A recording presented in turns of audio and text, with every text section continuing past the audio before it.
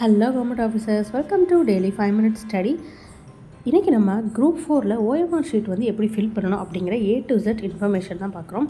இதெல்லாம் ரொம்ப ஈஸி, இதையே பார்க்கணும் அப்படின்னு நினைக்காதீங்க. இதில் நீங்கள் சின்ன மிஸ்டேக் பண்ணால் கூட உங்களோட OMR ஷீட் வந்து ரிஜெக்ட் ஆகலாம். அது மட்டும் இல்லாமல் ஒவ்வொரு மிஸ்டேக்ஸுமே 2 மதிப்பெண்கள் மைனஸும் ஆகலாம். ஸோ எப்படி வந்து ஒரு ப்ராப்பராக ஒரு OMR ஷீட் வந்து ஃபில் பண்ணணும் அப்படிங்கிறத பார்க்கலாம். ஃபர்ஸ்ட் டைம் நம்ம சேனல் பார்க்குறீங்கன்னா மேலும் இது போன்ற அப்டேட்ஸ்க்கு சேனலை சப்ஸ்கிரைப் பண்ணிக்கோங்க. டிஸ்கிரிப்ஷன் உள்ள டெலகிராம் அண்ட் இன்ஸ்டா பேஜில் நிறைய ஃப்ரீ குரூப் 4 நோட்ஸ் கொடுத்துக்கிட்டு இருக்கோம். அதுலேயும் ஜாயின் பண்ணி யூஸ் பண்ணிக்கோங்க.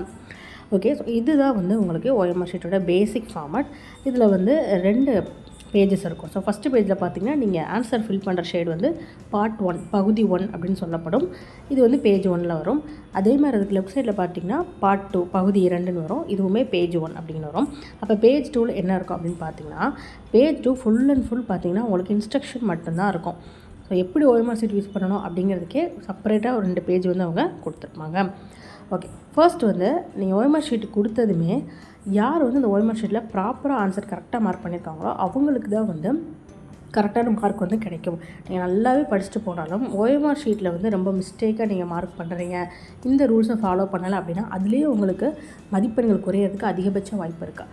ஸோ OMR ஷீட் ஃபில் பண்ணுறதுங்கிறது ரொம்ப ரொம்ப ரொம்ப க்ரூஷியலான ஒரு பகுதி. ஃபஸ்ட்டு நீங்கள் OMR ஷீட் கொடுத்தோடனே உங்களுக்கு கொடுக்குற ஃபஸ்ட்டு வேலை என்ன தெரியுங்களா?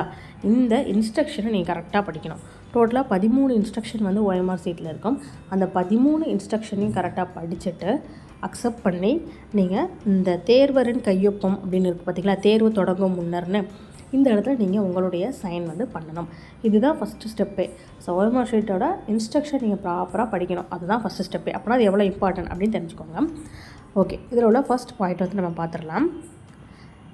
இந்த தேர்வுக்கான அனுமதி சீட்டில் கொடுக்கப்பட்டுள்ள விண்ணப்பதாரர்களுக்கான அறிவுரைகளையும் கீழே கொடுக்கப்பட்டுள்ள அறிவுரைகளையும் கவனமாக படித்துவிட்டு, அதாவது ஹால் டிக்கெட்டில் உள்ள இன்ஸ்ட்ரக்ஷன் ப்ளஸ் OMR இன்ஸ்ட்ரக்ஷன் படித்துட்டு பக்கம் 2 வலதுபுறம் கீழ்ப்பக்கத்தில் உள்ள கட்டத்தில் தேர்விற்கு முன் கையொப்பமிடவும். நம்ம இப்போ ஒன்று பார்த்தோம் இல்லைங்களா, அந்த பிளேஸு.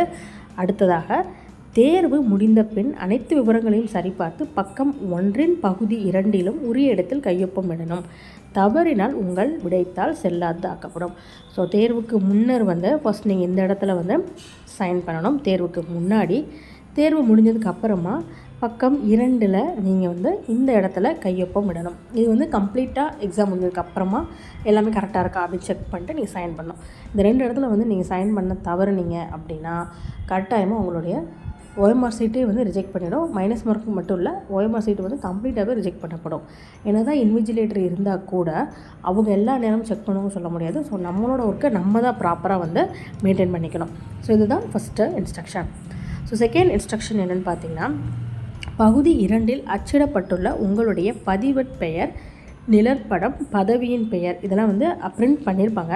அதெல்லாம் கரெக்டாக இருக்கான்னு பார்த்துக்கணும். அதில் ஏதாவது மிஸ்டேக் இருந்தால் உடனே வந்து நீங்கள் இன்விஜிலேட்டர்கிட்ட சொல்லணும். ஸோ இதுதான் வந்து பகுதி 2 கொடுத்துருக்காங்க இல்லையா, நம்மளுக்கு OMR ஷீட்டில் லெஃப்ட் சைடு உள்ளதில் பகுதி 2 கொடுத்துருக்காங்க. இதில் உங்களோட name, register number, subject, centre, venue இது எல்லாமே வந்து பிரிண்ட் பண்ணியிருப்பாங்க டிஃபால்ட்டாக. இது வந்து நமக்கு சாம்பிள் இது, அதனால் இல்லை. பட் ஆனால் உங்களுக்கு வந்து உங்களுக்கு கொடுக்குற OMRல அச்சிடப்பட்டிருக்கும் டிஃபால்ட்டாகவே. அப்படி அச்சிடப்பட்ட இன்ஃபர்மேஷன் கரெக்டாக உங்களோட ரெஜிஸ்ட்ரேஷன் நம்பர், நேம் எல்லாமே கரெக்டாக ஹால் டிக்கெட் உள்ள மாதிரி இருக்கா அப்படிங்கிறத செக் பண்ணிக்கணும். அப்படி மிஸ்டேக் இருந்தால் நீங்கள் அந்த அறை கண்காணிப்பாளரிடம் கண்டிப்பாக சொல்லணும். 3வது பாயிண்ட் பார்த்தீங்கன்னா, என்ன பென் யூஸ் பண்ணணும் அப்படிங்கிறது தான். ஸோ இப்போதைக்கு வந்து பார்த்திங்கன்னா black colour ball point pen தான் வந்து யூஸ் பண்ண சொல்கிறாங்க. ஸோ பிளாக் கலர் பென்னு நார்மலாக ஒரு 2 ரூபா 3 ரூபாய்க்கே பிளாக் கலர் லெட் வாங்கிட்டு வந்துடாதீங்க.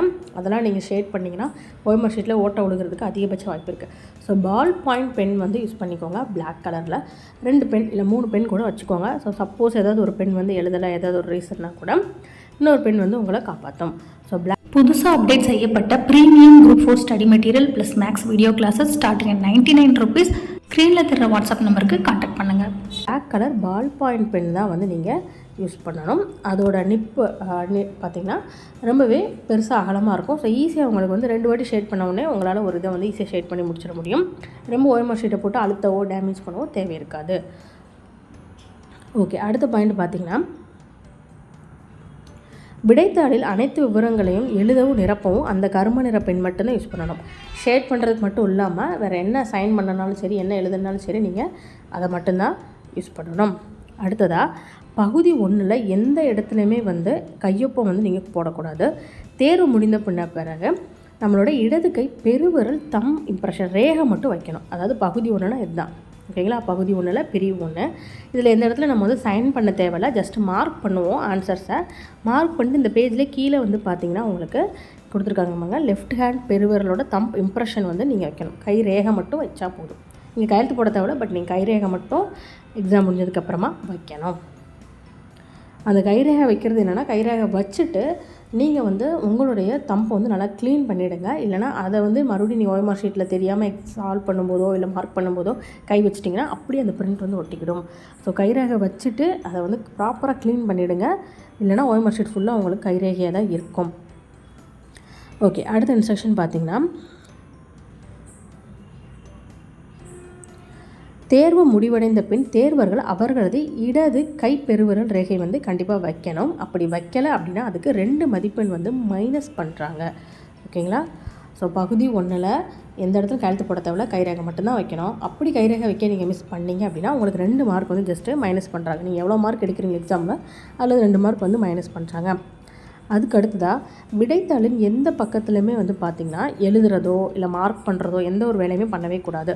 இந்த ஓஎம்ஆர் ஷீட்டில் நமக்கு இன்ஸ்ட்ரக்ஷனை கொடுத்துருக்க அந்த கையெழுத்து, அந்த ஆன்சர் மார்க் பண்ணுறது, இது மட்டும்தான் இருக்கணுமே தவிர்த்து வேறு எதுவுமே இருக்கக்கூடாது. அப்படி ஏதாவது நீங்கள் எழுதியிருந்தீங்க அப்படின்னா உங்களுடைய மிஸ்டேக்ஸ்க்கு ஏற்ற மாதிரி விடைத்தாள் வந்து செல்லாததுன்னு சொல்லலாம், அல்லது இதுக்குமே வந்து உங்களுக்கு 2 மதிப்பெண் வரை குறைக்கப்படும் அப்படிங்கிறதையும் சொல்லியிருக்காங்க. அடுத்த பாயிண்ட்டு, பிரிவு 2ல் வினா தொகுப்பு என்ன வந்து சரியாக எழுதி அதற்குரிய வட்டத்தை வந்து நிரப்பணும் அப்படின்னு சொல்லியிருக்காங்க. ஸோ ஒவ்வொரு வட்டத்தையும் வந்து கரெக்டாக என்ன நம்பரோ அதுக்கேற்ற மாதிரி நிரப்பணும். 1 அல்லது 1க்கு மேற்பட்ட வட்டங்கள் காலியாக விடப்பட்டிருந்தால் இல்லை முறையற்று நிரப்பப்பட்டிருந்தது பார்த்திங்கன்னா மொத்த மதிப்பெண்லேருந்து 5 மதிப்பெண் வரை வந்து குறைக்கிறாங்க. ஸோ இது எந்த இடம்னு பார்த்திங்கன்னா எக்ஸாம் முடிஞ்சதுக்கப்புறமா நீங்கள் இந்த இடத்துல வந்து மார்க் பண்ணுற மாதிரி இருக்கும். ஸோ எவ்வளோ உங்களோட அந்த வினா தொகுப்பு எண் வந்து என்ன அப்படிங்கிறத வந்து நீங்கள் கரெக்டாக எழுதணும். அந்த ரெஜிஸ்ட்ரேஷன் நம்பரை கரெக்டாக நீங்கள் வந்து மார்க் பண்ணணும். இதில் வந்து பார்த்திங்கன்னா ஹரிசாண்டல் கொடுத்துருப்பாங்க. இந்த பாக்ஸில் வந்து நீங்கள் நம்பர் போட்டுக்கணும். கீழே உள்ள இடத்துல வந்து அந்த நம்பரை வந்து நீங்கள் ஷேட் பண்ணுற மாதிரி இருக்கும். ஸோ இதுவுமே நீங்கள் கரெக்டாக ஷேட் பண்ணணும். இதில் மிஸ்டேக்ஸ் ஆச்சுன்னா 5 மதிப்பெண் கிட்ட மைனஸ் பண்ணுவாங்க. அடுத்ததாக பாருங்கள், ஒவ்வொரு கேள்விக்கும் விடையளிக்கும் போது ஒரே ஒரு சரியான விடையை தான் ஃபில் பண்ணணும். 2-3 ஆன்சர்லாம் ஃபில் பண்ணக்கூடாது. இல்லை ஒன்று ஃபில் பண்ணுறது அடிச்சுட்டு இன்னொன்று ஃபில் பண்ணக்கூடாது. மிஷின் கரெக்ட் பண்ணுறதுனால ஈஸியாக கண்டுபிடிச்சிடும். அது எப்படி ஃபில் பண்ணி கொடுத்துருக்காங்க பாருங்கள். இப்படி ரைட்டோ இன்ட்டு மார்க்கோ அப்படிலாம் போடக்கூடாது. அந்த வட்டத்தை வந்து கரெக்டாக ஃபில் பண்ணியிருக்கணும். ஸோ ஃபார் எக்ஸாம்பிள் இங்கே கொடுத்துருக்காங்க பார்த்தீங்களா, அப்போ ஏபிசி அப்படின்னா அந்த நம்பர் வந்து கரெக்டாக ஃபில் ஆகிருக்கணும். கேப் விட்டு குட்டியாக அந்த மாதிரிலாம் ஃபில் பண்ணாமல் அந்த இடத்துல என்ன இருக்கோ அது வந்து மறையிற மாதிரி அது மேலே வந்து கரெக்டாக நீங்கள் ஃபில் பண்ணியிருக்கணும். அடுத்ததாக பாருங்கள், விடைத்தாளின் பிரிவு 3ல் எத்தனை ஏ, எத்தனை பி, எத்தனை சி, டி மற்றும் இ வந்து நீங்கள் விடை அளிச்சிருக்கீங்க அப்படிங்கிறது எழுதணும். முன்னாடி வந்து இது கிடையாது, பட் லாஸ்ட் குரூப் 4லேருந்தே இந்த சிஸ்டம் இன்ட்ரடியூஸ் பண்ணிட்டாங்க. நீங்கள் ஆன்சர் எழுதி முடிச்சதுக்கப்புறமா எத்தனை கொஷினுக்கு வந்து ஏ ஆன்சர் கொடுத்துருக்கீங்க, எத்தனை கொஷினுக்கு வந்து பி ஆன்சர் கொடுத்துருக்கீங்க அப்படிங்கிறத வந்து இந்த பிரிவு 3 செக்ஷன் 3ல் வந்து நீங்கள் ஃபஸ்ட்டு என்ட்ரு பண்ணணும். ஸோ ஃபஸ்ட்டு பாருங்கள், ஏ இருக்குதா, அப்போ எத்தனை ஏ கொடுத்துருக்கீங்க. இப்போ 36 கொஷனுக்கு ஏ நீங்கள் பண்ணியிருக்கீங்கன்னா மேலே 3 கட்டம் கொடுத்துருக்காங்க இல்லையா, ஸோ 0, 36 அப்படின்னு போடணும். போட்டுட்டு இந்த 3 ரோவில் 0, 3, 6 அப்படிங்கிறத நீங்கள் ஃபில் பண்ணணும். இதே வந்து 100 கேள்வி அப்படின்னா அந்த 3 கட்டத்தில் 100 அப்படின்னு போட்டு ஃபில் பண்ணுங்கள். ஒருவேளை 5 கேள்வி அப்படின்னா 0, 0, 5 அப்படிங்கிறத நீங்கள் மேலே ஃபில் பண்ணிட்டு கீழேயுமே வந்து அதை ஷேட் பண்ணணும். அது மட்டும் இல்லாமல் எல்லா கேள்விக்குமே ஏதாவது ஒரு ஆன்சர் கண்டிப்பாக நீங்கள் ஃபில் பண்ணணும். இந்த சிஸ்டம் எதுக்காக கொண்டு வந்திருக்காங்கன்னா, ஒருவேளை நீங்கள் ஆன்சர் ஃபில் பண்ணாததுக்கு வேறு யாராவது ஆன்சர் ஃபில் பண்ணி கூட உங்களை மதிப்பெண்ணை உயர்த்த வாய்ப்பு இருக்குது. அதை அவாய்ட் பண்ணுறதுக்காக உங்களுக்கு ஆன்சர் தெரியலைன்னா கூட அப்படிங்கிற ஆப்ஷனை செலக்ட் பண்ணணும். பட் எதுவுமே செலக்ட் பண்ண விடக்கூடாது. அப்படி விட்டிங்கன்னா உங்களுக்கு 2 மதிப்பெண் வந்து மைனஸ் பண்ணுவாங்க. அதுக்கு அடுத்ததாக பார்த்தீங்கன்னா, நீங்கள் எவ்வளோ ஏபிசின்னு நீங்கள் மார்க் பண்ணிடுவீங்க. அது கீழே ஒரு பாக்ஸ் இருக்குது பார்த்தீங்களா, பிரிவு 4. இது வந்து அந்த அறை கண்காணிப்பாளர் வந்து ஃபில் பண்ணுவார். நீங்கள் மார்க் பண்ணதில் கரெக்டாக இருக்கா ஏபிசி அப்படின்னு சொல்லி போட்டு ஃபில் பண்ணிவிட்டு அதோட டோட்டல் எவ்வளோ அப்படிங்கிறதையும் அவரே போடுவார். போட்டுட்டு அவருடைய கையொப்பமும் அதில் போடுவார். நான் எல்லாம் செக் பண்ணிட்டு கரெக்டாக இத்தனை ஏ, இத்தனை பி, இத்தனை சி தான் இருக்குது அப்படின்னு சொல்லி அவர் ஒன் டைம் செக் பண்ணிட்டு ஃபைனலாக அவர் வந்து கையெழுத்து போடுவார். அதற்கு அடுத்ததாக உங்களுக்கு லாஸ்ட் இன்ஸ்ட்ரக்ஷன் பாருங்கள், அனைத்து வினாக்களுக்கும் ஏதேனும் ஒரு வட்டத்தை கண்டிப்பாக நிரப்பியிருக்கணும்னு சொல்லிட்டாங்க. அது மட்டும் இல்லாமல் விடைத்தாள உள்ள விவரங்கள் அனைத்தும் சரியாக நிரப்பப்பட்டுள்ளது வந்து உங்களோட பொறுப்பு தான் அப்படிங்கிறத கொடுத்துட்டாங்க. ஸோ இன்விஜிலேட்டர் கரெக்டாக சொல்லுவாங்க, அவங்க பார்த்துப்பாங்க, நீங்கள் இருக்கக்கூடாது, நீங்கள் தான் வந்து கரெக்டாக அதை பொறுப்பெடுத்து பார்த்துக்கணும்.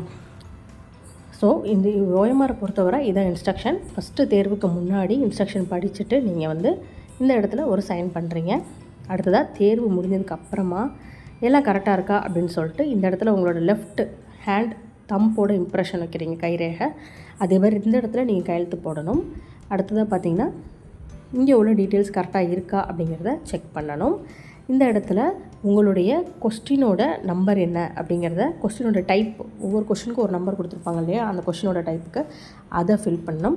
எக்ஸாம் எழுதி முடிச்சதுக்கப்புறமா எத்தனை கொஸ்டினுக்கு ஏ ஆன்சர் பண்ணியிருக்கீங்க, பி ஆன்சர் பண்ணியிருக்கீங்க அப்படிங்கிறத மார்க் பண்ணணும். எல்லாத்துக்குமே ஏதாவது மார்க் பண்ணணும்.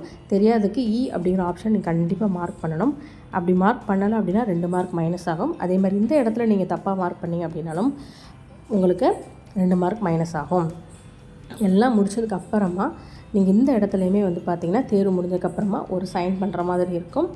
உங்களுடைய இன்விஜிலேட்டர் இந்த ஏபிசி இதை செக் பண்ணி டோட்டல் போட்டு அவர் இந்த இடத்துல சைன் பண்ணணும். இது எல்லாமே கரெக்டாக இருக்கா அப்படின்னு நீங்கள் செக் பண்ணிக்கோங்க. இன்விஜிலேட்டர் போடுற இடத்துல போடலைன்னா அவங்க மிஸ்டேக்கு. பட் நீங்கள் பண்ண வேண்டிய வேலைகள் நீங்கள் கரெக்டாக வந்து பண்ணணும். அப்படி பண்ணலைனாலும் உங்களுக்கு மார்க் மைனஸ் ஆகும், அல்லது கொஷின் பேப்பரே ஓஎம்ஆர் ஷீட்டே வந்து ரிஜெக்ட் ஆகிறதுக்கும் வாய்ப்புகள் இருக்குது. இந்த ஓஎம்ஆர் ஷீட்டில் நீங்கள் ஆன்சர் மார்க் பண்ணி சைன் பண்ணுறதை தவிர தேவையில்லாமல் எந்த இடத்துலையும் எதுவுமே எழுதக்கூடாது. இந்த ஓஎம்ஆர் ஷீட்டை நீங்கள் திரும்பி அவங்ககிட்ட தான் கொடுப்பீங்க. ஸோ ஏதாவது மிஸ்டேக் இருந்துச்சுன்னா கண்டிப்பாக வந்து கண்டுபிடிச்சிருவாங்க. நீங்கள் கொஷின் பேப்பரில் கூட ஏதாவது எழுதி பார்க்கலாம். ஆனால் இதில் வந்து நீங்கள் எழுதி பார்த்தீங்கன்னா கண்டிப்பாக அது உங்களுக்கு மைனஸ் மார்க்கில் தான் கொண்டு போய் விடும். ஸோ ஓஎம்ஆர் ஷீட்டை பற்றின complete A to Z information இது தான். ஸோ இது எக்ஸாம் முன்னாடி இந்த வீடியோ ஒன் டைம் பார்த்துக்கோங்க. இன்னும் நிறையா டிப்ஸ் வந்து அடுத்தடுத்து நம்ம சேனலில் வரப்போகுது. அதனால் ரெகுலராக தெரிஞ்சுக்க நம்மளோட சேனலை சப்ஸ்கிரைப் பண்ணிக்கோங்க. Thank you. Always keep smiling, keep studying.